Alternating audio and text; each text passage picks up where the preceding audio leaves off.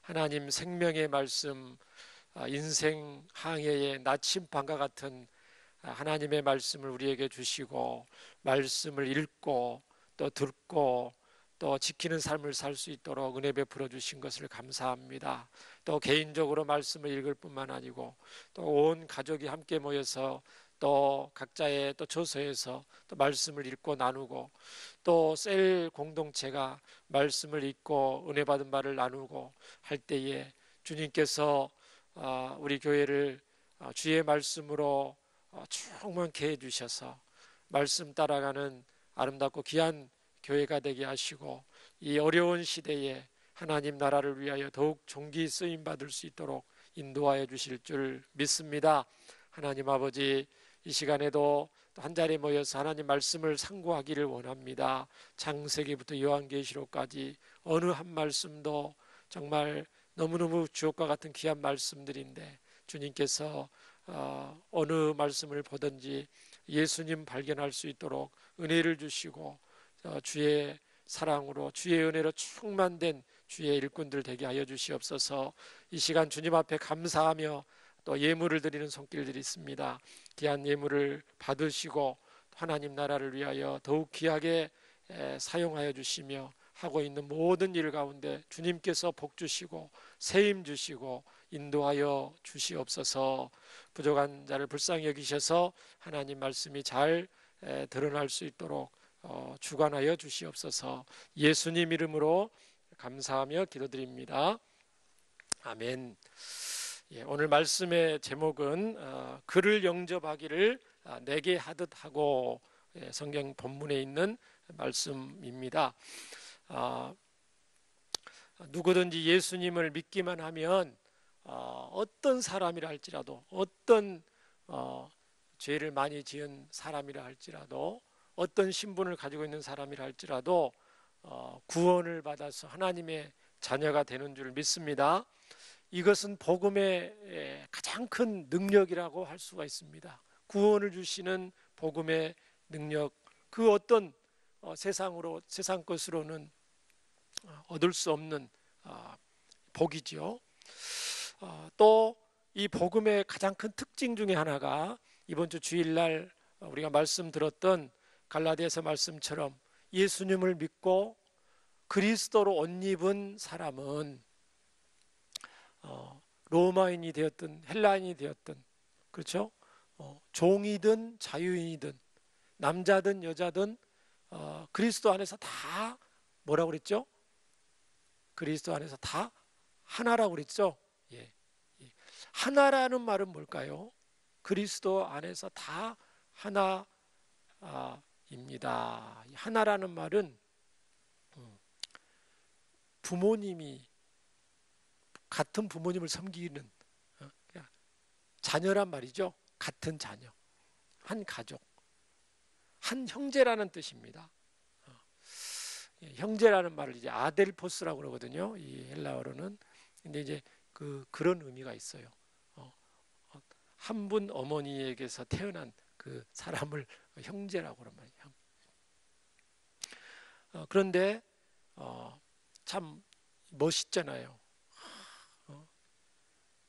헬라인이나 로마인이나 종이나 자유인이나 남자나 여자나 그리스도 안에서 다 하나이라 굉장히 멋있는 말인데 근데 말만 이거 외친다고 해서 되는 게 아니에요. 이게 이 오늘 말씀은요. 오늘 전하려는 이 말씀이 모든 사람은 그리스도 안에서 하나라는 것을 사실로 증거하는 실제 있었던 이야기입니다. 초대교회가 능력이 있었던 그 이유, 초대교회가 그렇게 우리가 담고 배우고자 하는 것을 보면은 초대교회의 복음을 전하는 복음 사역자들, 바울부터 시작해서 또 사도들과 또 그런 분들 보면은 초대교회 복음 사역자들 보면은 이 복음이 사실이기 때문에 이 복음을 전하는 사람 복음 사역자를 변화를 시켰어요. 완전히 인생을. 그렇죠? 인생을 변화를 시켜서 삶이 변화가 됐기 때문에 변화된 삶을 산 거예요. 예수님 안에서 우리는 다 하나입니다 라고 외칠 뿐만 아니고 실제로 그런 삶을 살았다는 것입니다. 복음사역자들이. 오늘 본문 빌레몬서인데요. 빌레몬은 사람의 이름이잖아요. 에베소서, 빌립보, 골로새서와 같이 바울이 1차 로마 감옥에 있을 때에 쓴 편지거든요. 옥중서신 에베소서, 빌립보서, 골로새서는 교회에 쓴 편지고, 이 빌레몬서는 빌레몬 개인에게 쓴 편지거든요. 그래서 조금 이제 뒤쪽에 이렇게 배치가 됐을 뿐인데, 바울이 정말 로마 감옥에서 복음을 할 수만 있으면 만나는 사람마다 복음을 전하고, 이미 복음을 들었던 사람들은 굳건히 하고 그 일을 했는데, 정말 많은 바쁜 가운데 있으면서 또 편지를 썼는데, 이 빌레몬서를 썼는데요. 왜 바울이 이 로마 감옥에서 골로새 교회의 빌레몬에게 이 개인적인 편지를 썼을까?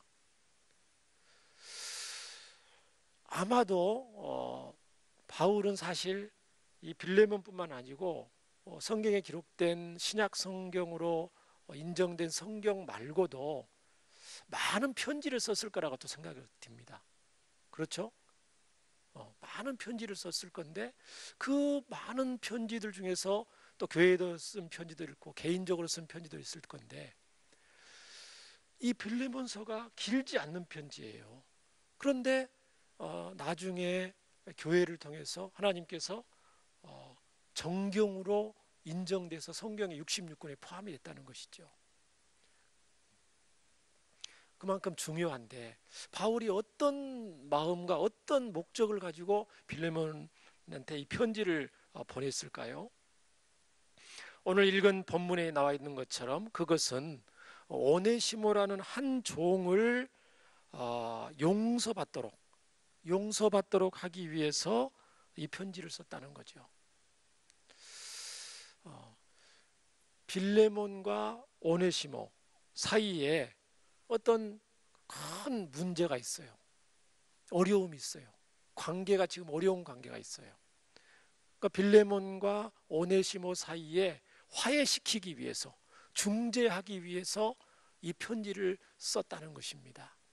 그러면 빌레몬과 이 오네시모 사이에 도대체 무슨 일이 있었으며, 그 무슨 일 때문에 바울이 중재를 했으며 로마 감옥에서, 또 그 쓴 개인적인 편지가 성경으로 하나님께서 인정하게 만드셨고, 오늘날 저와 여러분이 이 성경을 통해서 하나님은 무엇을 알기를 원하시고 저와 여러분이 어떤 삶을 살기를 원하시냐는 것을 오늘 하나님의 마음, 하나님의 뜻을 살펴보기를 원합니다.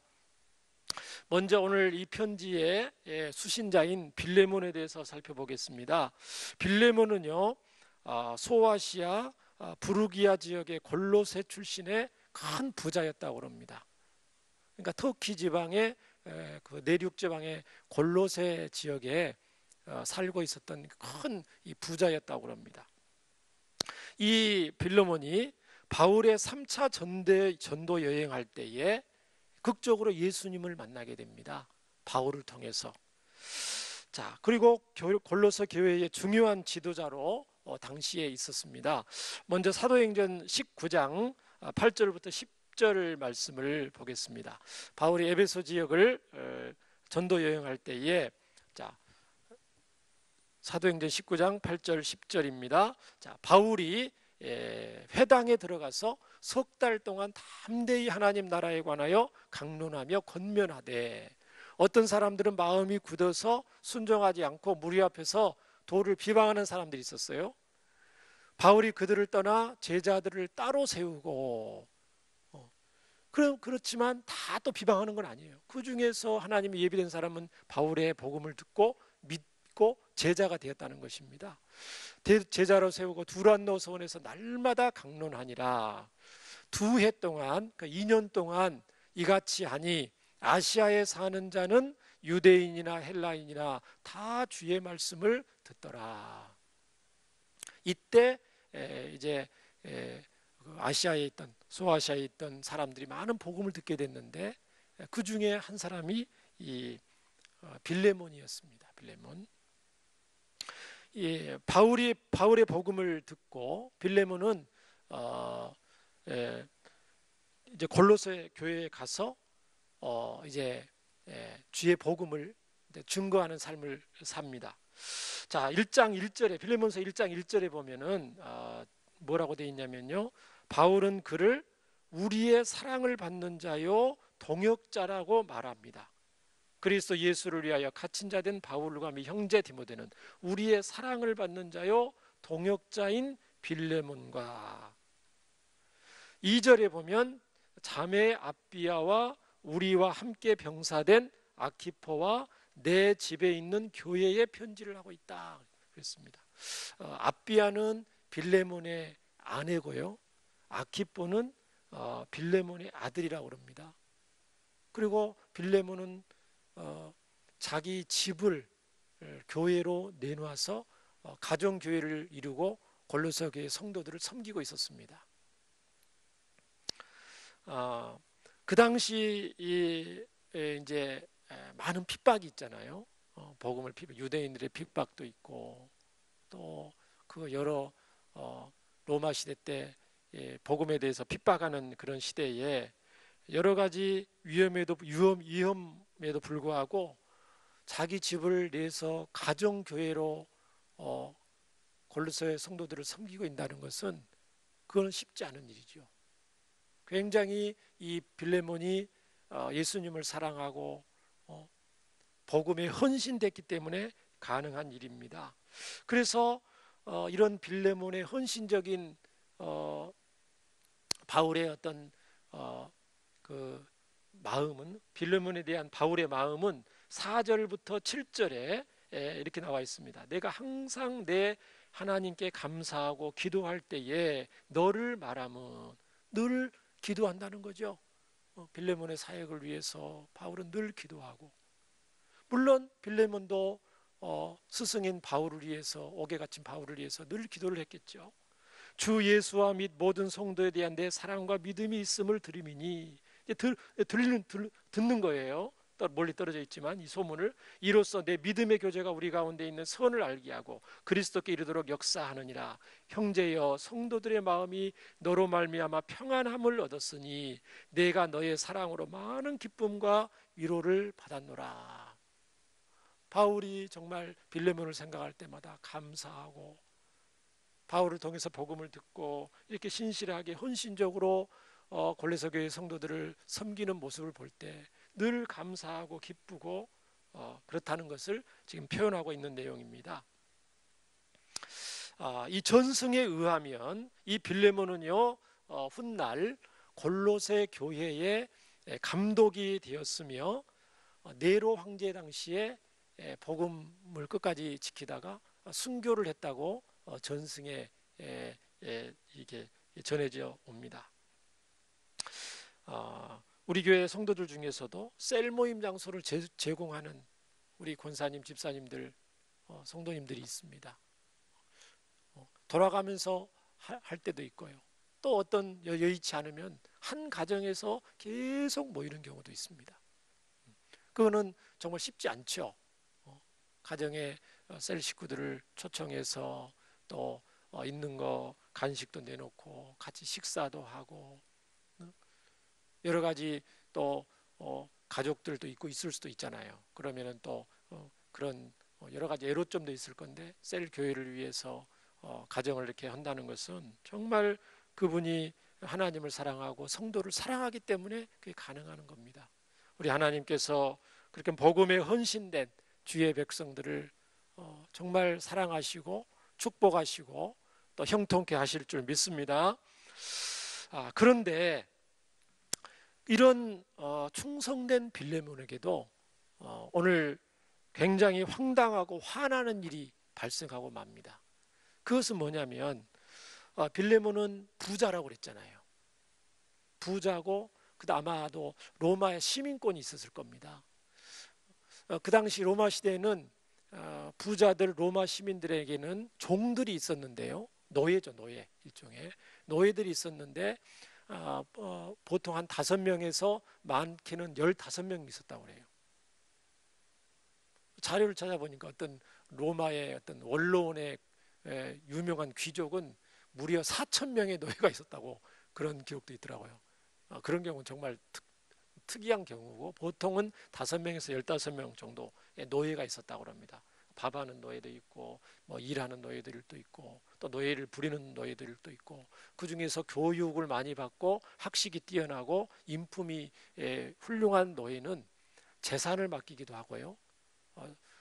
그 다음에 주인의 자녀들을 돌보는 일도 맡겼다고 그럽니다. 그런데 이 오네시모라는 종이 있었는데 빌레몬에게 여러 종들도 있었겠죠. 이 오네시모라는 이 종이 상당히 똑똑했나 봐요. 재산을 좀 맡겼어요. 그 재산을 맡겼는데 어느 날 이 오네시모에게 맡겼던 그 빌레몬이 이렇게 재산을 맡겼는데 관리하도록 했는데 그 재산을 훔쳐서 도망을 갔어요. 이게 보통 일이 아니죠. 어, 어, 그래서 17절에 보면 오늘 본문 읽었던 17절에 보면 이제 빌레몬한테 편지를 쓰면 바울이 오네시모가 너에게 입힌 손해에 대해서 내가 대신 변상해 주겠다. 내가 대신 갚아주겠다는 그 내용이 나옵니다. 바울이 그 당시 이 노예가 그냥 도망가는 것도 보통 문제가 아닌데 재산까지 훔쳐서 도망을 갔기 때문에 이제 이 오네시모라는 이 종은 잡히기만 하면은 거의 이제 극형에 처해질 수밖에 없는 그런 상황입니다. 이 로마 제국 시대 때 노예들이 얼마나 많았냐 자료를 좀 찾아보니까 로마 제국 시대 때 인구가 1,500만 명쯤 된답니다. 그렇게 많습니까? 당연히 많죠. 로마 제국이라니까요. 지중해에는 로마의 호수라는 말이 있잖아요. 로마 위쪽부터 시작해서 소아시아, 그다음에 팔레스타인 지역, 아프리카 북부 지역까지 전부 다 로마 제국이거든요. 그러니까 인구가 1,500만 명인데 로마 시민들이 1,500만 명인데 로마 제국은 점점 넓어지잖아요. 전쟁을 통해서 제국을 넓히면서 전쟁에 승리하게 되면 전쟁에 진 사람들을 전부 포로로 잡아와서 노예로 삼았습니다. 그래서 인구가 6천만 명 정도 된다는 그 기록이 있습니다. 노예들의 인구만 로마 시대 때. 그러면 그 많은 로마 시민들보다 더 많은 노예들을 관리하기 위해서는 제도와 법이 있었겠어요, 없었겠어요? 더 많았겠죠. 거창한 노예 제도가 있었다고 그럽니다. 그래서 많은 노예 시장을 통해서 로마 시민의 집에 이 포로들이 노예로 팔려갔고요. 이 수가 많기 때문에 효율적으로 이 노예들을 관리하기 위해서 엄격한 노예 제도를 만들어서 사소한 잘못만 하더라도 엄한 중벌로 다스렸다고 합니다. 그리고 만약에 도망가다 잡히면 십자가형으로 처벌할 때가 또 많았다고 합니다. 또 어떤 자료를 보면은 주인이 어떤 잘못을 해서 주인이 죽게 될 경우에 벌을 받게 돼서 사형에 처하게 됐다 그러면 그 주인에게 딸려 있는 모든 노예들도 같이 처형을 받는 굉장히 불쌍하죠. 아무런 힘도 없고 주인에게 종속된 속박된 그런 상태에 있는 그 노예들입니다. 이 로마 시대 때 이 노예 제도를 아는 것은 굉장히 또 의미가 있습니다. 왜냐하면 그런 종노릇 할 수밖에 없는 주인의 종노릇을 할 수밖에 없는 아무런 자유도 없고 죽으라면 죽을 수밖에 없는 그 노예와 같은 죄의 종된 영혼들을 인생들을 위해서 예수님께서 죄의 노예된 인간들을 구원하기 위해서 오신 거거든요. 그거를 뭐라고 그럽니까? 대속이라고 그러고, 그죠? 어, 노예가 져야 될 노예의 신분에서 대신 값을 치르고 자유인의 신분을 주는 거거든요. 주인이 노예에 대해서 자유권을 줄 수가 있어요. 노예 신분에서 풀어줄 수가 있어요. 주인에게는. 그냥 풀어주겠어요? 안 풀어주겠어요? 굉장히 비싸겠죠. 아무튼 이 빌레몬은요, 할 수만 있으면 재산을 훔쳤기 때문에 멀리 멀리 도망을 갔어요. 어디까지 도망을 갔냐면 로마까지. 터키에서 로마까지 도망을 간 거예요. 그런데 그 로마에 가서 놀라운 일을 경험하게 됩니다. 그게 뭐냐면은 바로 로마 감옥에 있던 바울을 만나게 된 거예요. 그리고 바울을 통해서 예수님의 복음을 듣게 된 거예요. 예수님 복음을 듣게 되고 예수님을 영접하고 거기서 극적인 회심을 하게 됩니다. 그리고 감옥에 있는 바울의 심부름도 하고 수종도 들고 바울의 신실한 동역자가 됐다고 오늘 편지에 바울이 지금 기록하고 있어요. 얼마나 바울에게 이 도움이 많이 됐는지 오늘 8절부터 12절의 본문을 한번 보면은요. 이러므로 내가 그리스도 안에서 아주 담대하게 내게 마땅한 일로 명할 수도 있으나 도리어 사랑으로서 간구하노라. 복음 빌레몬도 역시 에베소에서 복음을 듣고 바울의 복음을 듣고 예수님 믿고 예수님 제자가 됐잖아요. 그러니까 바울의 제자기도 하거든요. 예수님 제자기도 하지만 바울의 제자. 그냥 마땅히 명할 수도 있는데 그렇게 안 하고 사랑으로서 너에게 간절히 부탁한다 이렇게 표현하고 있는 거예요. 바울이 지금 빌레몬한테 이렇게 해라, 너 저렇게 너 풀어줘라. 그러게 안 하고 지금 간절하게 부탁을 하고 있는 내용입니다. 나이가 많은 나 바울은 지금 또 예수 그리스도를 위하여 갇힌 자 되어 갇힌 중에서 낳은 아들 오네시모를 위하여 내가 간구하노라. 그가 전에는 내게 무익하였으나 이제는 나와 내게 유익함으로 내게 그를 돌려보낸다. 그는 내 신복이라. 그러니까 오네시모에 대해서 뭐라고 표현하고 있냐면 그는 내 아들이다. 갇힌 자 중에서 낳은 내 아들이라고 그러고 신복이라고 하거든요. 아들이라는 표현은 디모데한테 쓴 표현이거든요. 바울이 디도한테 믿음의 참 아들이라는 표현이거든요. 그러니까 바울 입장에서는 이 오네시모를 어떻게 보고 있냐면 디모데와 디도와 같은 형제로 지금 보고 있는 겁니다. 누구를요? 노예였던 재산을 훔쳐서 도망와서 여기까지 왔었던 이 사람인데 뭐 때문에요? 예수님을 믿고 한 형제가 되었기 때문에 내 아들이라고 이렇게 표현하고 있는 걸 볼 수가 있습니다. 그리고 12절에 이는 내 신복이다. 여러분 성경 제일 아래에 뭐라고 나 있습니까? 신복의 원래 뜻은 헬라어로 심장이다. 또 창자, 내장, 뱃속에 있는 내장 기관을 일으킬 때 신복이란 표현이거든요. 우리 한글로는 표현을 했지만 이 오네시모는 내 심장이야. 내 창자와 같은 사람이다. 이게 무슨 말입니까? 그만큼 가깝다는 거죠. 그만큼 바울이 뜨겁게 이 복음의 동역자로서 신뢰를 하고 있다는 그 표현이 이 신복이라는 표현입니다.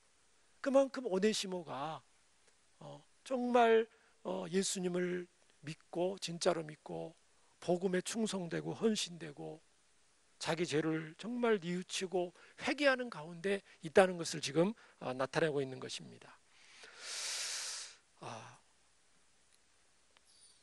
오네시모는 바울을 통해서 증거된 예수님 만나는 큰 은혜를 입었고요. 자신은 원래 빌레몬의 종이었는데요. 여러 여차여차한 이유로 재물을 훔쳐서 로마까지 여기 도망갔다는 것을 솔직히 바울에게 털어놓았겠죠. 이를 안 바울은 예수님이 하신 놀라운 섭리를 발견하게 됩니다. 그리고 오네시모를 빌레몬에게 보내서 빌레몬의 용서를 받도록 중재하는 편지를 기도하면서 쓰고자 마음 먹고 이 편지를 쓴 거죠. 그 편지를 써서 오네시모한테 건네주면서 너희 편지 가지고 빌레몬한테 가서 용서를 빌어라. 그러면 오네시모 입장은 이제 어떻게 했어요? 바울이 이제 빌레몬에 가서 용서를 비라고 하니까 아유 너무 감사합니다, 기쁩니다. 골레서 다시 가서 빌레몬의 밑에서 또 종노릇 하는 거 너무너무 좋습니다. 그렇게 했겠어요?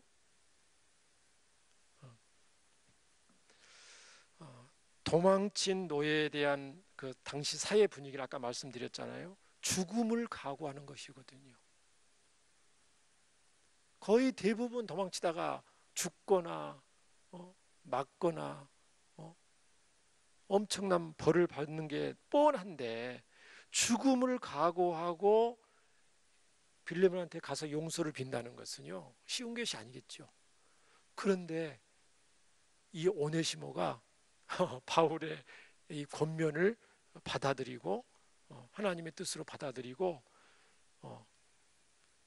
주인 빌레몬한테 용서를 구하러 가게 됩니다. 그게 무슨 말입니까?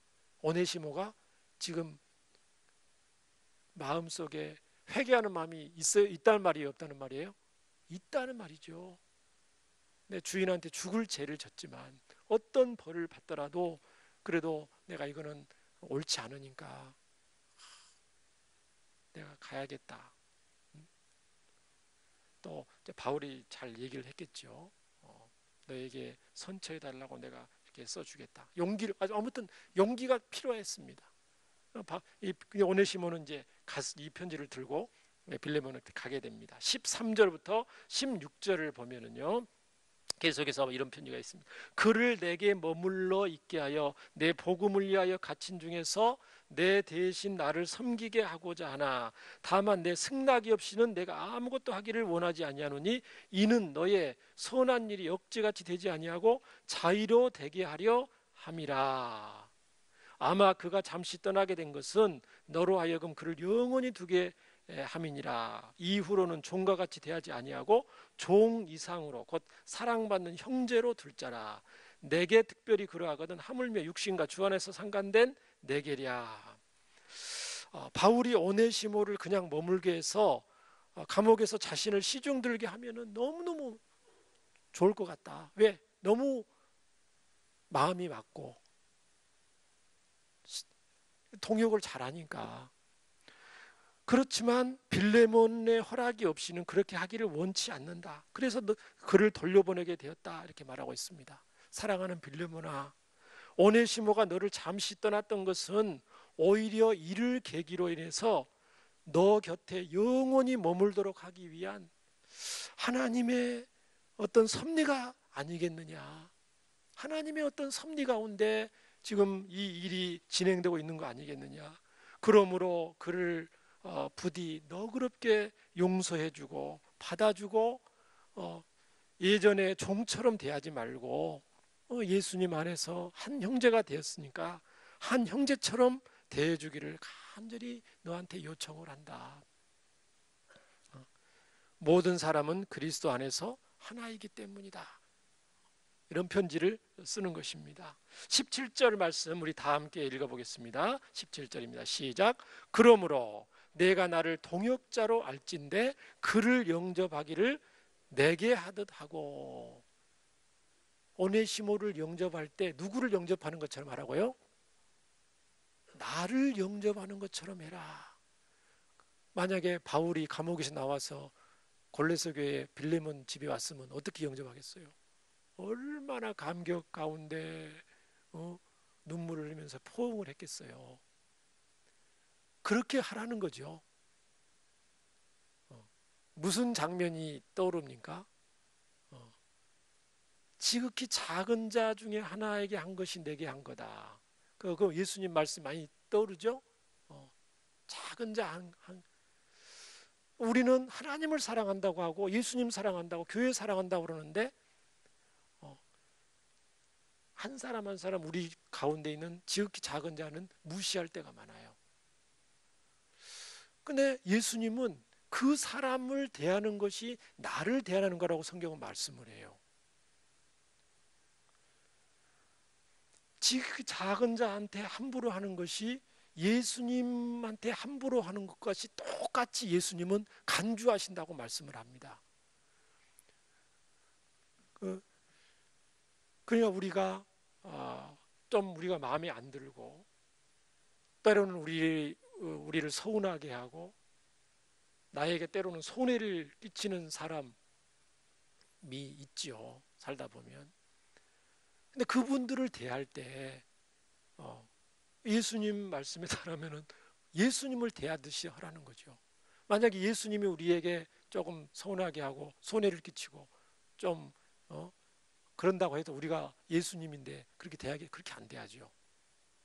예수님은 나를 위해서 십자가에 죽으신 분인데 예수님이 조금 나에게 서운하게 한다고 해서 내가 어떻게 예수님 그렇게 대할 수가 그렇게 안 대하겠죠, 당연히.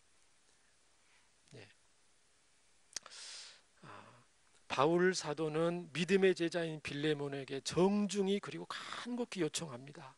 너가 나를 대하듯이 오네시모를 영접하고 대해주라. 21절에 보니까요. 너가 이것을 순종할 것을 이렇게 할 것을 확신하고 그 이상으로 행할 것을 확신한다. 이렇게 말을 합니다. 사랑하는 여러분, 이 말씀은 그냥 어렵지 않게 그냥 들릴지 모르지만 빌레몬 또 입장에 우리가 처해 볼 때 꼭 쉬운 것만 아니에요. 아니면 굉장히 어려울 수 있어요. 왜냐하면 빌레몬에게 바울은 영적 스승이고 대사도잖아요. 사랑에 빚을 진 분이잖아요. 그냥 마땅히 존경하고 흠모할 분이잖아요. 그런데 오네시모 어떻습니까?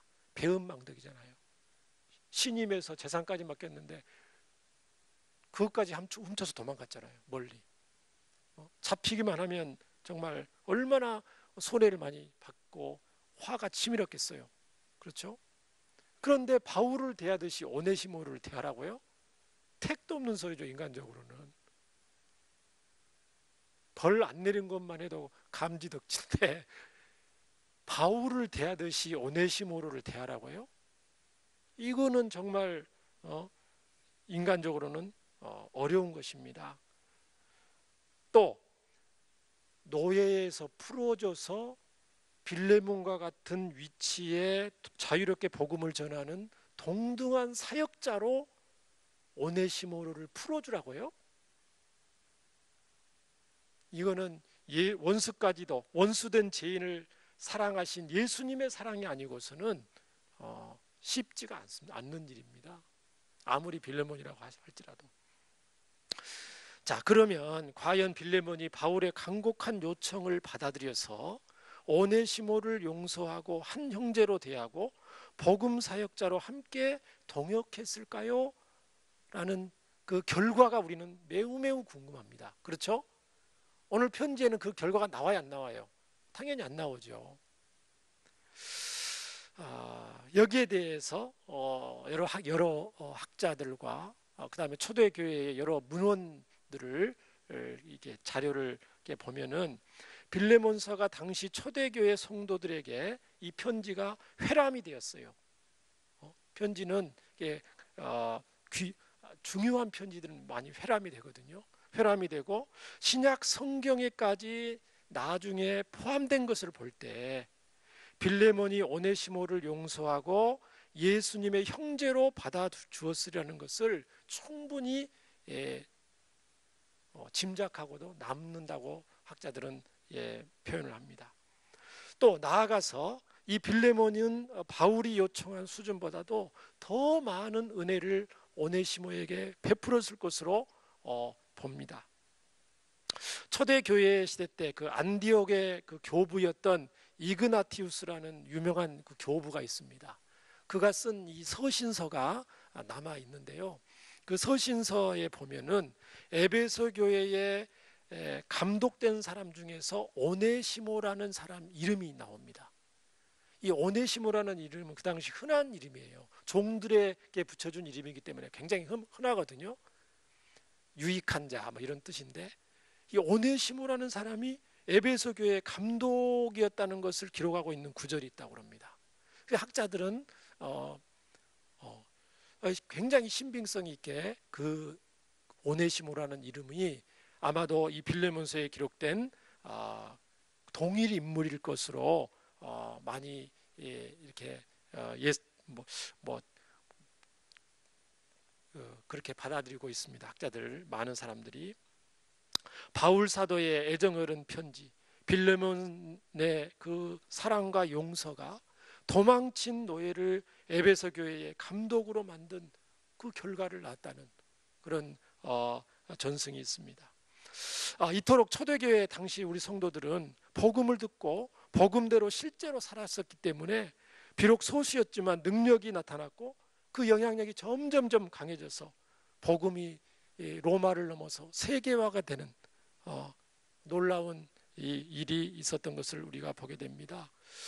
이런 성경의 이 아름다운 이야기가 실제로 있었던 놀라운 일이 우리 한국교회 역사 가운데도 있었죠. 초창기 한국교회 가운데도 여러분 제가 종종 사례로 말씀드렸고 우리 성도님들과 몇 년 전에 한번 답사도 갔었는데 전라북도 김제시의 기역자 교회로 유명한 금산교회 아시죠? 조덕삼 장로님 이야기. 조덕삼 장로님은 그 김제 금산의 큰 지주였어요. 부자였어요. 그 선교사님 그 당시 처음 온 선교사님 통해서 복음을 듣게 됐는데 이 조덕삼 이분하고 이자익이라는 말을 키우는 그 마부가 있어요. 조덕삼 장로님 집에 일하는 그 종이 있거든요. 남해 출신인데 너무너무 가난해서 배를 타고 그냥 빈털터리로 상경하다가 거기에서 이제 조덕삼 씨의 큰 집에서 종으로서 일을 하면서 말을 키우면서 사는 사람이었어요. 그러니까 선교사님이 복음을 전하니까 나란히 또 여러 사람들이 복음을 듣게 돼서 예수님을 영접했습니다. 동시에. 그러니까 신앙생활을 하는데 신앙이 점점점 자라서 나중에 이제 장로님을 뽑는 그 후보에 선출됐어요. 누구하고? 조덕삼 주인하고 이자익 마부 종하고 한 명을 뽑는데 누가 됐어요? 성도들이 이자익을 장로님으로 뽑아줬어요. 조덕삼 씨는 어떻게 했어요? 탈락됐죠. 기분이 좋겠어요, 안 좋겠어요? 좋지는 않지만 그걸 존경하고 받아들입니다. 그리고 이 이자익 장로님이 되고 나중에 더 은혜를 받아서 평양신학교에 신학생으로 입학을 하게 됩니다. 거기에 신학교 학비를 나중에 이 조덕삼 장로님이 됐는데 이 학비를 다 내줬어요. 졸업을 하고 나서 그 금산교회에 담임 목사님으로 청빙을 하게 됩니다. 누구를요? 자기의 말을 키우는 종인데, 종 출신인데. 그래서 그 훌륭한 목사님이 되고 총회장님도 되고 그런 아주 기감이 되는 복음 안에서는 종이나 자유자나 하나다는 복음의 가치를 실천하는 그런 사례들이 우리 한국 교회사도 있고 이런 일들이 세계 교회사의 곳곳에 있었겠죠. 말씀을 마치겠습니다. 사랑하는 성도 여러분, 오늘 이 빌레몬서를 통해서 종교개혁자 마르틴 루터는 이렇게 빌레몬서를 해석한 내용이 있습니다. 예수님을 영접한 오네시모를 탄원하고 중재하는 바울 사도의 모습을 통해서 쓸모없는 우리를 예수님께 탄원하시는 중보자 예수님의 모습이 담겨져 있습니다. 이 빌레몬서에는 우리는 빌레몬서를 읽을 때마다 이 땅에 오신 예수님이 떠오르지 않을 수 없습니다. 바울 사도가 마땅히 사용할 수 있는 고난을 쓰지 않고 겸손히 낮은 자세로 섬기는 모습을 통해서 낮고 낮은 곳으로 찾아와 우리를 섬겨주신 예수님의 모습이 드러납니다. 모든 사람은 그리스도 안에서 하나입니다. 종이나 자유자나 모두 다 한 형제입니다. 같은 주님을 모시고 있고요. 같은 성령님이 저와 여러분 안에 계십니다. 우리 모두는 예수님 안에서 한 형제임을 믿습니다. 혹시나 오네시모처럼 때로는 우리에게 상처를 주고 손해를 주는 분이 있을 수도 있습니다.